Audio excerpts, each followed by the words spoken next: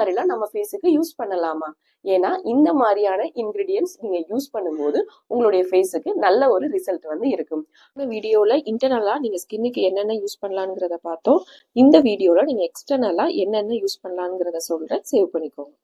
க்ளோயிங்கான skin வேணும் அப்படின்னு நினைச்சீங்கன்னா மஞ்சிட்டி பவுடர், இது தமிழ் மருந்து கடையில கிடைக்கும். இந்த பவுடர் 1 ஸ்பூன், மஞ்சள் 1 ஸ்பூன், பால் 1 ஸ்பூன், இது மூணையும் நல்லா மிக்ஸ் பண்ணிட்டு ட்ரை ஸ்கின்னா இருந்தா தேன் சேர்த்துக்கோங்க, ஆயில் ஸ்கின்னா இருந்தா ஆலிவேரா ஜெல் வந்து சேர்த்துக்கோங்க. இதை நல்லா மிக்ஸ் பண்ணி 15ல இருந்து 20 நிமிஷம் உங்க ஃபேஸுக்கு போட்டுட்டு வரும்போது நல்ல ஒரு க்ளோயிங் வந்து உங்களுக்கு கிடைக்கும்.